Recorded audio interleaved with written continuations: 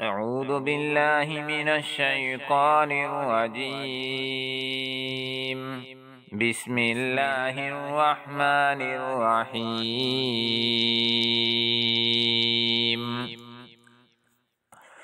وما أبرئ نفسي إن النفس لأمارة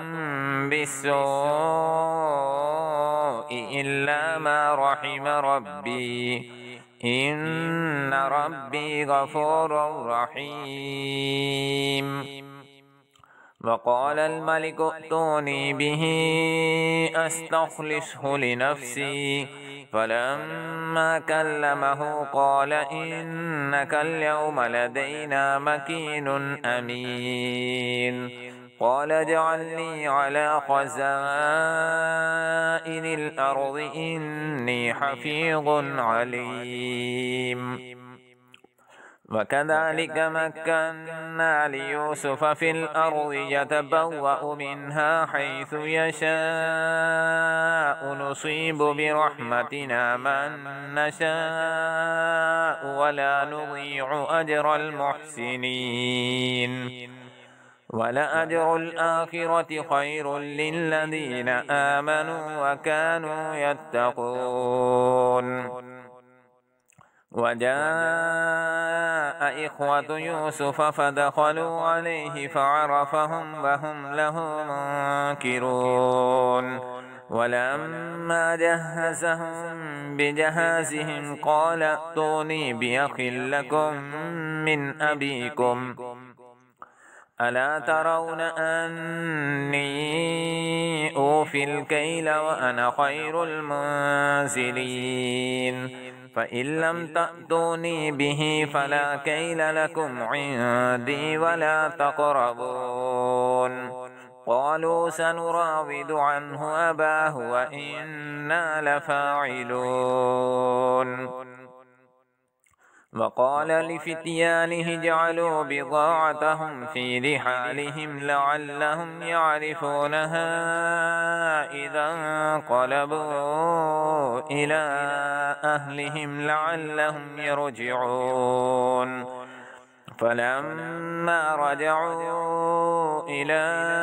أبيهم قالوا يا أبانا منع منا الكيل فأرسل معنا أخانا نكتل وإنا له لحافظون. قال هل آمنكم عليه إلا كما أمنتكم على أخيه من قبل فالله خير حافظا وهو أرحم الراحمين. ولما فتحوا متاعهم وجدوا بضاعتهم ردت إليهم قالوا يا أبانا ما نبغي هذه بضاعتنا ردت إلينا ونمير أهلنا ونحفظ أخانا ونزداد كيل بعيد ذلك كيل يسير. قال لن أرسله معكم حتى تؤتون موثقا من الله لتأتونني به إلا أن يحاط بكم فلما آتوه موثقهم قال الله على ما نقول وكيل. وقال يا بني لا تدخلوا من باب واحد وادخلوا من أبواب متفرقة وما أغني عنكم من الله من شيء إن الحكم إلا لله عليه توكلت وعليه فليتوكل المتوكلون. ولما دخلوا من حيث أمرهم أبوهم ما كان يغني عنهم من الله من شيء إلا حاجة في نفس يعقوب قضاها وإنه لذو علم لما علمناه ولكن أكثر الناس لا يعلمون. ولما دخلوا على يوسف آوى إليه أخاه قال إني أنا أخوك فلا تبتئس بما كانوا يعملون. فلما جهزهم بجهازهم جعل السقاية في رحل أخيه ثم أذن مؤذن أيتها العير إنكم لسارقون. قالوا وأقبلوا عليهم ماذا تفقدون؟ قالوا نفقد صواع الملك ولمن جاء به حمل بعير وأنا به زعيم. قالوا تالله لقد علمتم ما جئنا لنفسد في الأرض وما كنا سارقين. قالوا فما جزاؤه إن كنتم كاذبين؟ قالوا جزاؤه من وجد في رحله فهو جزاؤه كذلك نجزي الظالمين. فبدأ بأوعيتهم قبل وعاء أخيه ثم استخرجها من وعاء أخيه كذلك كدنا ليوسف ما كان ليأخذ أخاه في دين الملك إلا أن يشاء الله نرفع درجات من نشاء وفوق كل ذي علم عليم. قالوا إن يسرق فقد سرق أخ له من قبل فسوها يوسف في نفسه ولم يبدها لهم قال أنتم شر مكانا والله أعلم بما تصفون. قالوا يا أيها العزيز إن له أبا شيخا كبيرا فخذ أحدنا مكانه إنا نراك من المحسنين. قال معاذ الله أن نأخذ إلا من وجدنا متاعنا عنده إنا إذا لظالمون. فلما استيئسوا منه خلصوا نجيا قال كبيرهم ألم تعلموا أن أباكم قد أخذ عليكم موثقا من الله ومن قبل ما فرطتم في يوسف فلن أبرح الأرض حتى يأذن لي أبي أو يحكم الله لي وهو خير الحاكمين. ارجعوا إلى أبيكم فقولوا يا أبانا إن ابنك سرق وما شهدنا إلا بما علمنا وما كنا للغيب حافظين. واسأل القرية التي كنا فيها والعير التي أقبلنا فيها وإنا لصادقون. قال بل سولت لكم أنفسكم أمرا فصبر جميل عسى الله أن يأتيني بهم جميعا إنه هو العليم الحكيم. وتولى عنهم وقال يا أسفا على يوسف وابيضت عيناه من الحزن فهو كظيم. قالوا تالله تفتأ تذكر يوسف حتى تكون حرضا أو تكون من الهالكين. قال إنما أشكو بثي وحزني إلى الله وأعلم من الله ما لا تعلمون يا بني اذهبوا فتحسسوا من يوسف وأخيه ولا تيأسوا من روح الله إنه لا ييأس من روح الله إلا القوم الكافرون فلما دخلوا عليه قالوا يا أيها العزيز مسنا وأهلنا الضر وجئنا ببضاعة مزجاة فأوف لنا الكيل وتصدق علينا إن الله يجزي المتصدقين قال هل علمتم ما فعلتم بيوسف وأخيه إذ أنتم جاهلون قالوا أئنك لأنت يوسف قال أنا يوسف وهذا أخي قد من الله علينا إنه من يتق ويصبر فإن الله لا يضيع أجر المحسنين قالوا تالله لقد آثرك الله علينا وإن كنا لخاطئين قال لا تثريب عليكم اليوم يغفر الله لكم وهو أرحم الراحمين اذهبوا بقميصي هذا فألقوه على وجه أبي يأت بصيرا وأتوني بأهلكم أجمعين ولما فصلت العير قال أبوهم إني لأجد ريح يوسف لولا أن تفندون قالوا تالله إنك لفي ضلالك القديم فلما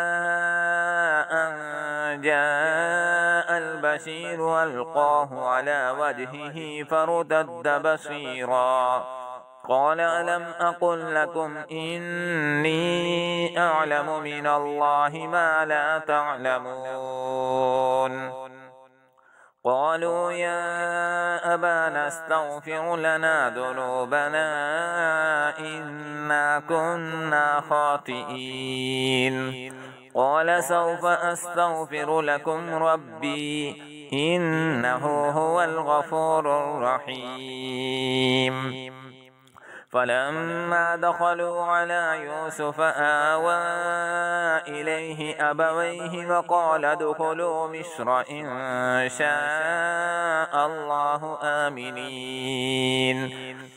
ورفع أبويه على العرش وخروا له سجدا وقال يا أبت هذا تأويل رؤياي من قبل قد جعلها ربي حقا وقد أحسن بي إذ أخرجني من السجن وجاء بكم من البدو من بعد أن نزغ الشيطان بيني وبين إخوتي إن ربي لطيف لما يشاء إنه هو العليم الحكيم رب قد آتيتني من الملك وعلمتني من تأويل الأحاديث فاطر السماوات والأرض أنت وليي في الدنيا والآخرة توفني مسلما وألحقني بالصالحين ذلك من أنباء الغيب نوحيه إليك وما كنت لديهم إذ أجمعوا أمرهم وهم يمكرون وما أكثر الناس ولو حرصت بمؤمنين وما تسألهم عليه من أجر إن هو إلا ذكر للعالمين وكأي من آية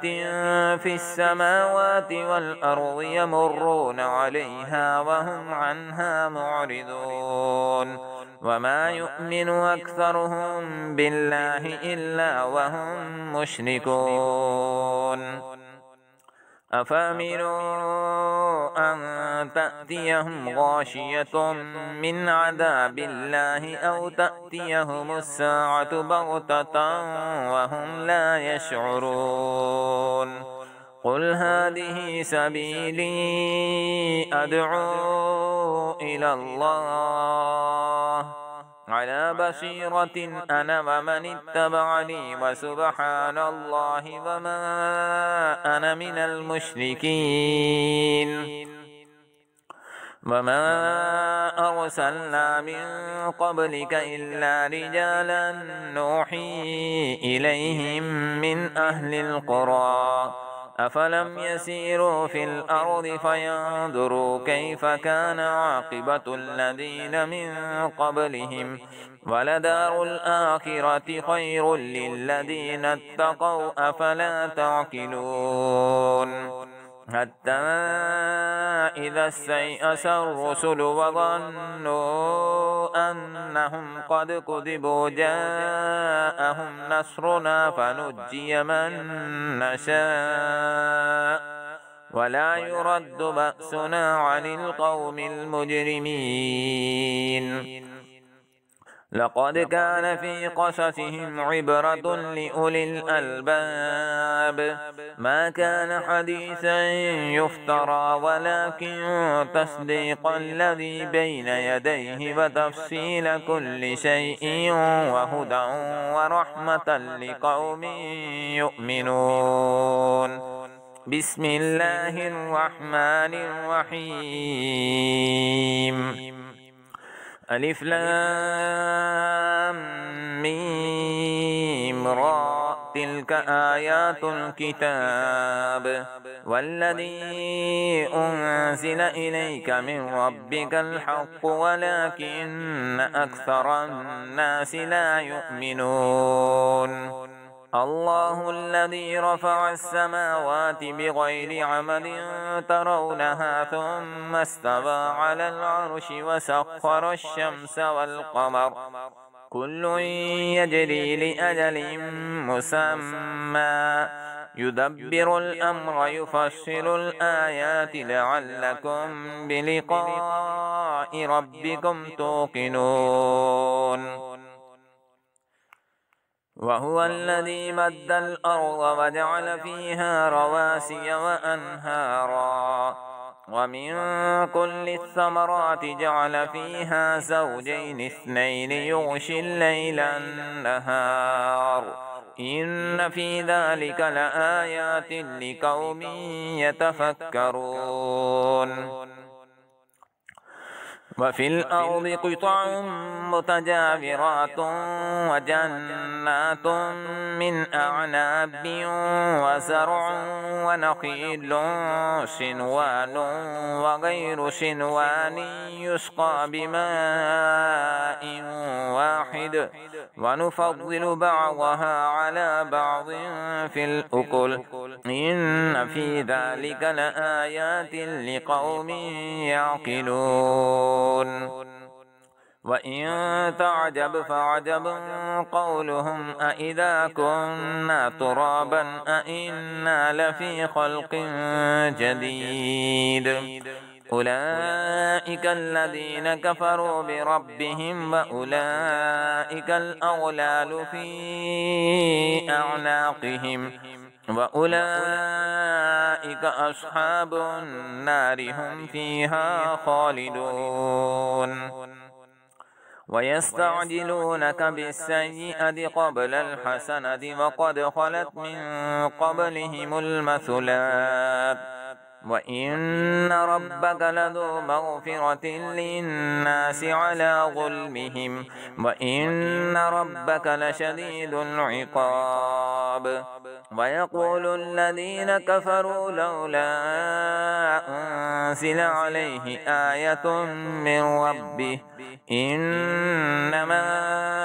أنت منذر ولكل قوم هاد الله يعلم ما تحمل كل أنثى وما تغيض الأرحام وما تزداد وكل شيء عنده بمقدار عالم الغيب والشهادة الكبير المتعال سواء منكم من أسر القول ومن جهر به ومن هو مستخف بالليل وسارب بالنهار له معقبات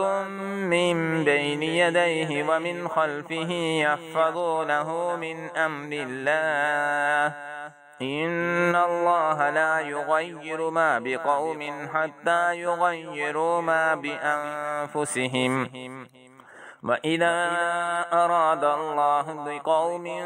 سوءا فلا مرد له وما لهم من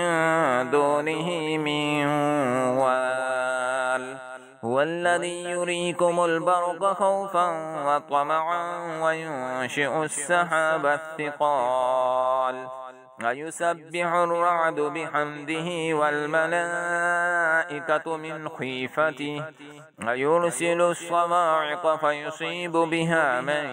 يشاء وهم يجادلون في الله وهو شديد المحال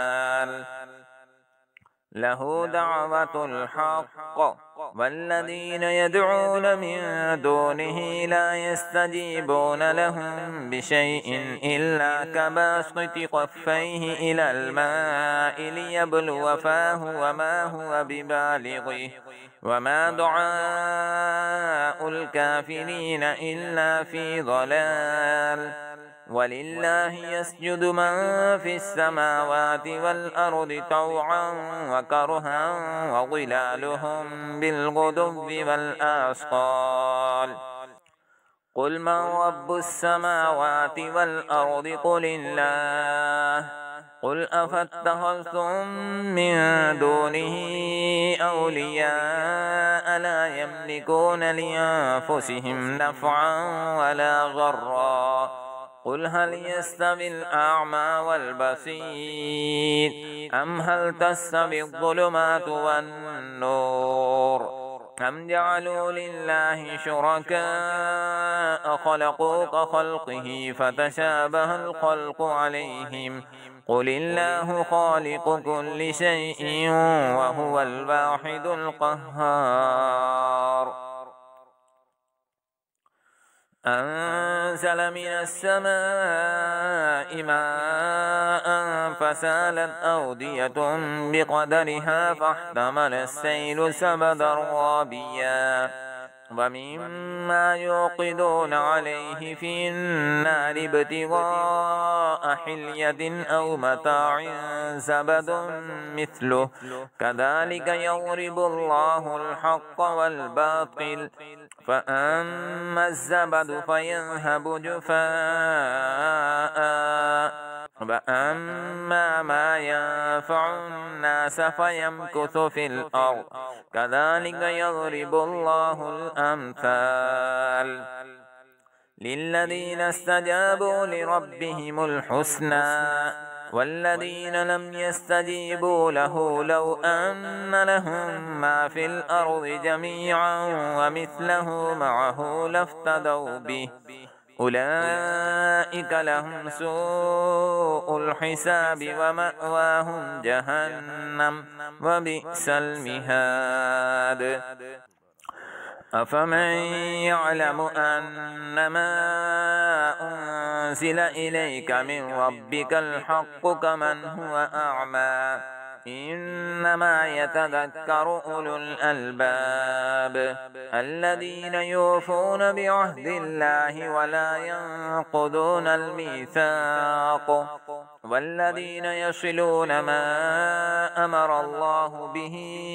أن يوصل ويخشون ربهم ويخافون سوء الحساب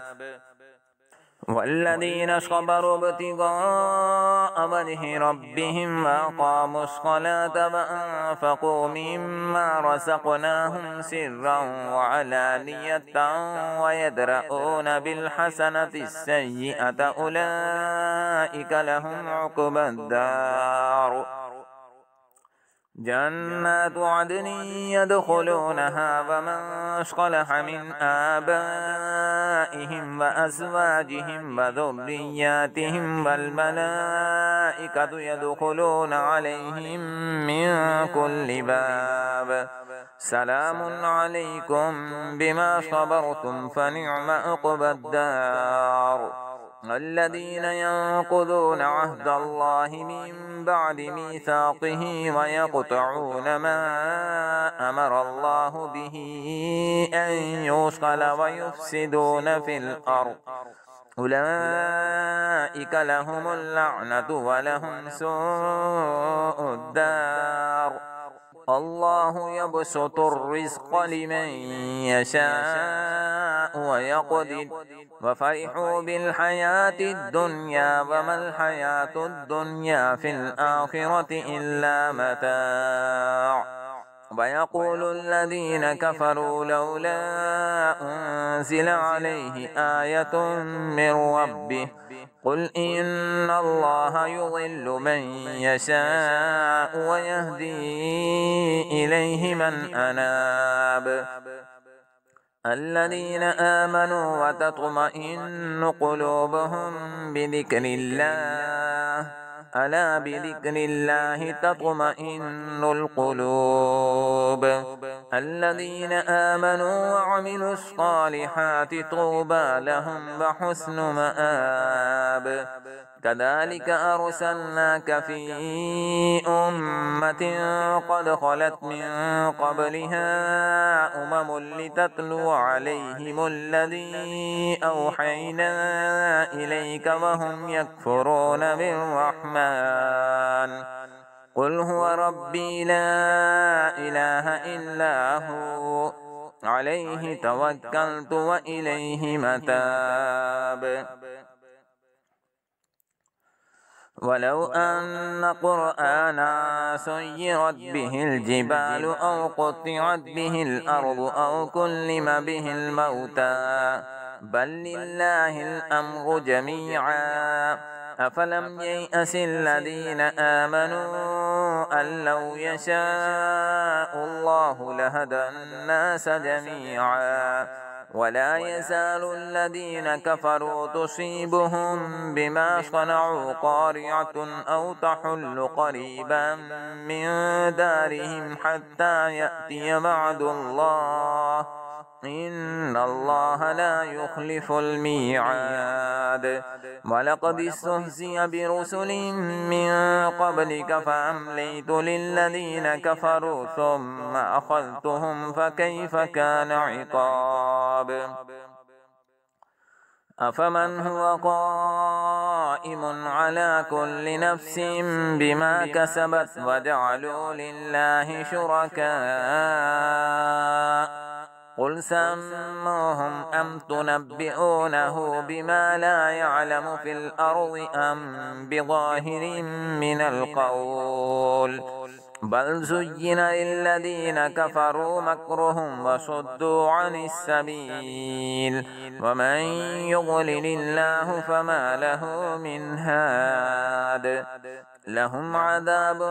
في الحياة الدنيا ولعذاب الآخرة أشق وما لهم من الله من واق مثل الجنة التي وعد المتقون تجري من تحتها الأنهار أكلها دائم وظلها تلك عقبى الذين اتقوا وعقبى الكافرين النار والذين آتيناهم الكتاب يفرحون بما أنزل إليك ومن الأحزاب من ينكر بعضه قل إنما أمرت أن أعبد الله ولا أشرك به إليه أدعو وإليه مآب وكذلك أنزلناه حكما عربيا ولئن اتبعت أهواءهم بعدما جاءك من العلم ما لك من الله من ولي ولا واق ولقد أرسلنا رسلا من قبلك وجعلنا لهم أزواجا وذرية وما كان لرسول أن يأتي بآية إلا بإذن الله لكل أجل كتاب يمحو الله ما يشاء ويثبت وعنده أم الكتاب وإما نرينك بعض الذي نعدهم أو نتوفينك فإنما عليك البلاغ وعلينا الحساب أولم يروا أنا نأتي الأرض ننقصها من أطرافها والله يحكم لا معقب لحكمه وهو سريع الحساب وقد مكر الذين من قبلهم فلله المكر جميعا يعلم ما تكسب كل نفس وسيعلم الكفار لمن عقبى الدار ويقول الذين كفروا لست مرسلا قل كفى بالله شهيدا بيني وبينكم ومن عنده علم الكتاب بسم الله الرحمن الرحيم ألف لام را كتاب أنزلناه إليك لتخرج الناس من الظلمات إلى النور بإذن ربهم إلى صراط العزيز الحميد الله الذي له ما في السماوات وما في الأرض وويل للكافرين من عذاب شديد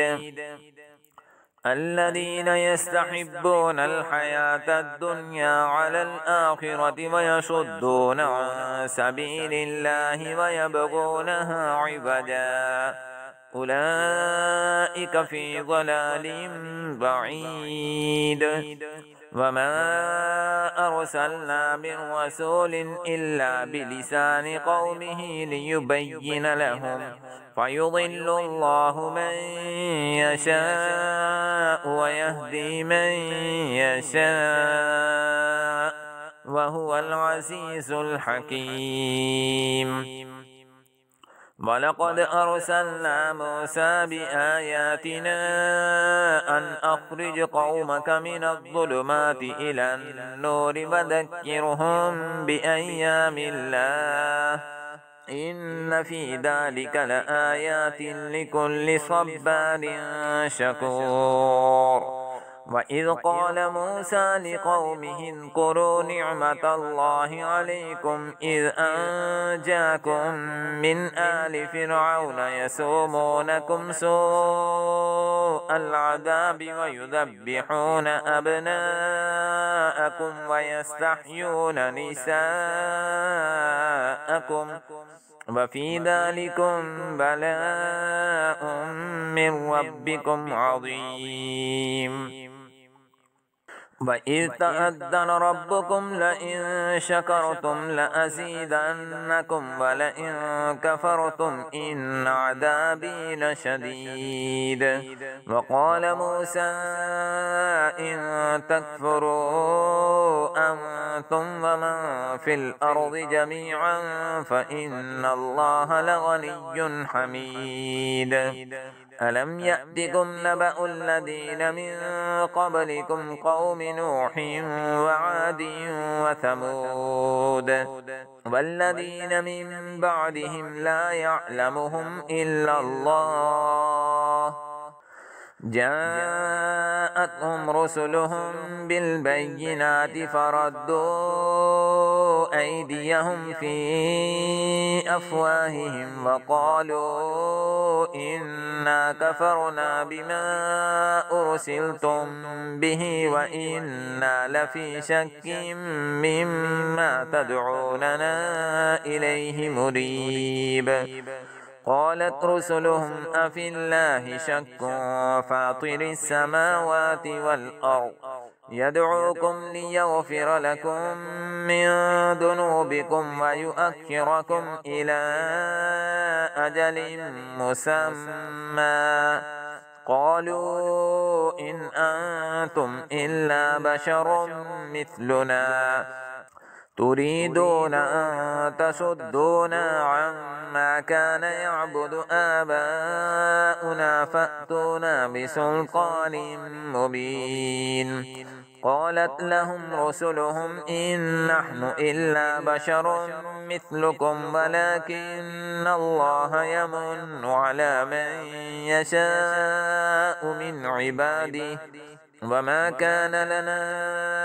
أن نأتيكم بسلطان إلا بإذن الله وعلى الله فليتوكل المؤمنون.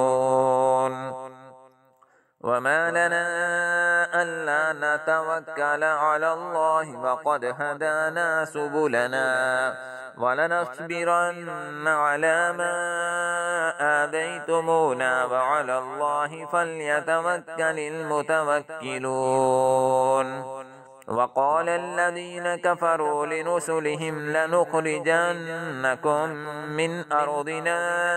أو لتعودن في ملتنا فأوحى إليهم ربهم لنهلكن الظالمين ولنسكننكم الأرض من بعدهم ذلك لمن خاف مقامي وخاف وعيد. واستفتحوا وخاب كل جبار عنيد. من ورائهم جهنم ويسقى من ماء صديد يتجرعه ولا يكاد يصيبه ويأتيه الموت من كل مكان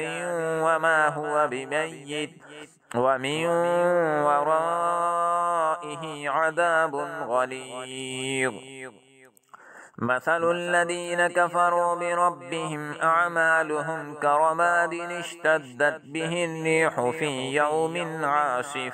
لا يقدرون مما كسبوا على شيء ذلك هو الضلال البعيد. ألم تر أن الله خلق السماوات والأرض بالحق إن يشأ يذهبكم ويأتي بخلق جديد وما ذلك على الله بعزيز. وبرزوا لله جميعا فقال الضعفاء للذين استكبروا إنا كنا لكم تبعا فهل أنتم مغنون عنا من عذاب الله من شيء قالوا لو هدانا الله لهديناكم سواء علينا أجزعنا أم صبرنا ما لنا من محيص.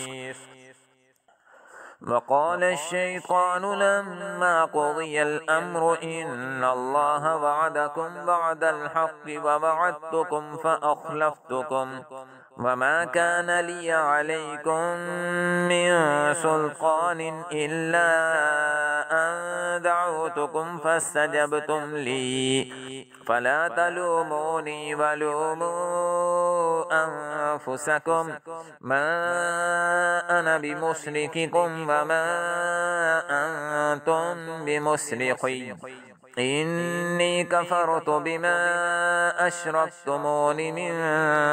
قبل إن الظالمين لهم عذاب أليم وأدخل الذين آمنوا وعملوا الصالحات جنات تجري من تحتها الأنهار خالدين فيها بإذن ربهم تحيتهم فيها سلام ألم تر كيف ضرب الله مثلا كلمة طيبة كشجرة طيبة أصلها ثابت وفرعها في السماء تؤتي أكلها كل حين بإذن ربها ويضرب الله الأمثال للناس لعلهم يتذكرون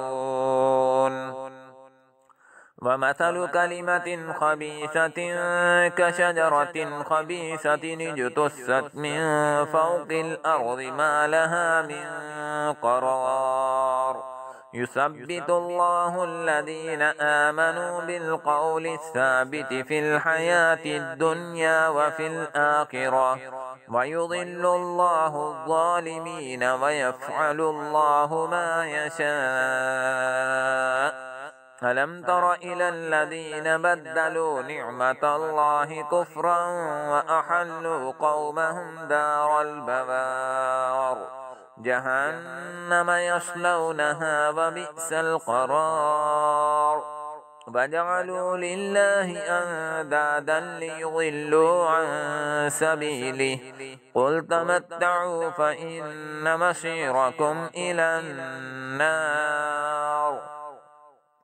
قل لعبادي الذين آمنوا يقيموا الصلاة وينفقوا مما رزقناهم سرا وعلانية من قبل أن يأتي يوم لا بيع فيه ولا خلال الله الذي خلق السماوات والأرض وأنزل من السماء ماء فأخرج به من الثمرات رزقا لكم وسخر لكم الفلك لتجري في البحر بأمره وسخر لكم الأنهار وسخر لكم الشمس والقمر دائبين وسخر لكم الليل والنهار وآتاكم من كل ما سألتموه وإن تعدوا نعمة الله لا تحصوها إن الإنسان لظلوم كفار وإذ قال إبراهيم رب اجعل هذا البلد آمنا واجنبني وبني أن نعبد الأصنام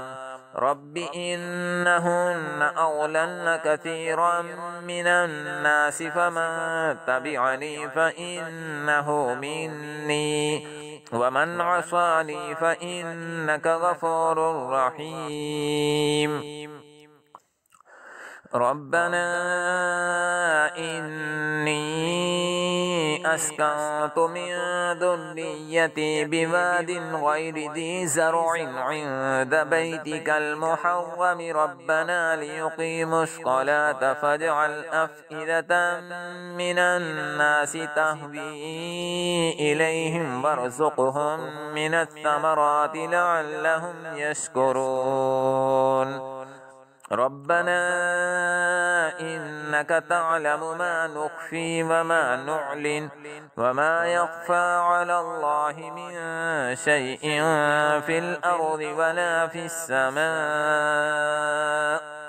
الحمد لله الذي وهب لي على الكبر إسماعيل وإسحاق إن ربي لسميع الدعاء رب اجعلني مقيم الصلاة ومن ذريتي ربنا وتقبل دعاء ربنا اغفر لي ولوالدي وللمؤمنين يوم يقوم الحساب ولا تحسبن الله غافلا عما يعمل الظالمون إنما يؤخرهم ليوم تشخص فيه الأبصار مهطعين مقنعي رؤوسهم لا يرتد إليهم طرفهم وأفئدتهم هواء وأنذر الناس يوم يأتيهم العذاب فيقول الذين ظلموا ربنا أخرنا إلى أجل قريب نجب دعوتك ونتبع الرسل أولم تكونوا أقسمتم من قبل ما لكم من